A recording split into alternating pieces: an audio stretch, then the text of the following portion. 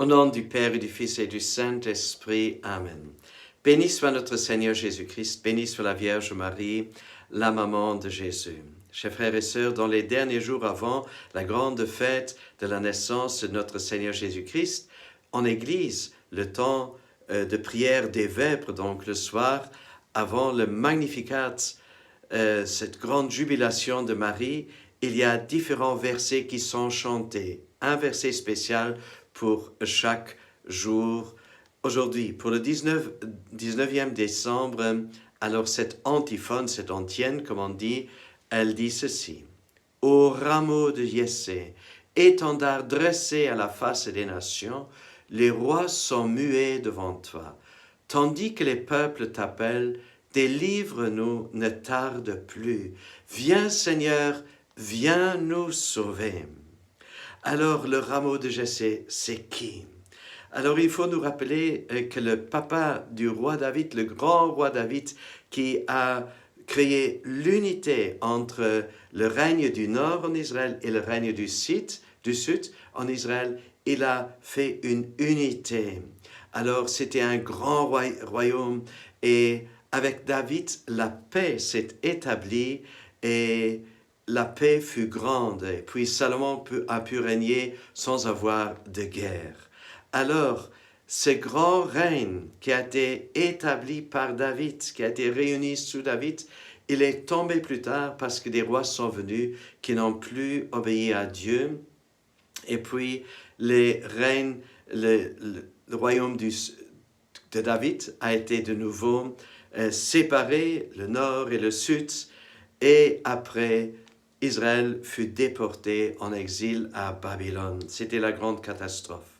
Et puis, on dit de cet arbre, ce grand arbre fier du royaume de David, qui a été coupé, tombé en bas, il y a comme une souche qui monte, un rameau.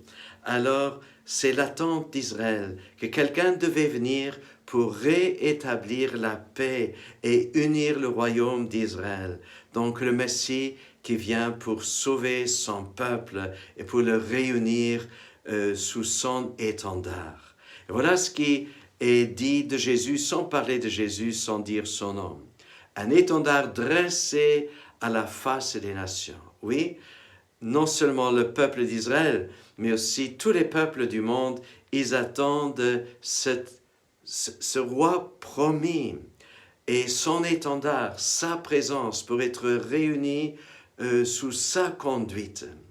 Et puis il est dit, les rois sont muets devant toi. Pourquoi les rois sont-ils muets devant Jésus? Mais parce qu'ils doivent reconnaître en Jésus le grand berger, le vrai roi, celui qui est le chemin, la vérité et la vie. Et avec Jésus, nous reconnaissons aussi nos faiblesses, nos manquements et tout ce qui n'était pas bon. Tout ce que nous avons, toutes nos constructions humaines doivent faillir face et sous le regard de Jésus.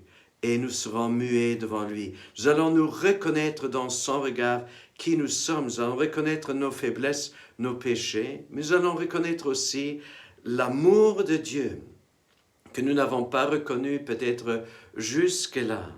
Et prions que nous ayons aussi la possibilité de nous convertir déjà maintenant. Alors, le verset continue, tandis que les peuples t'appellent. Oui, les peuples, ils t'appellent. Lorsque les rois sont muets, lorsque les rois n'ont plus d'autres explications, les peuples t'appellent, tous les peuples voudraient être réunis sous ton étendard.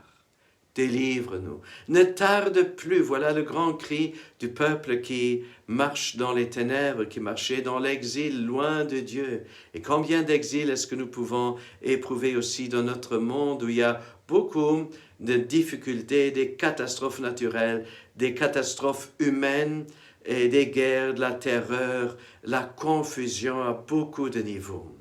Alors Dieu, ne tarde plus, délivre-nous. Viens Seigneur, viens nous sauver. Voilà notre prière en ce jour du 19e décembre de l'Avent, la prière de toute l'Église, mais aussi faisant nôtre la prière de tous les peuples qui attendent Jésus, au nom du Père et du Fils et du Saint-Esprit. Amen.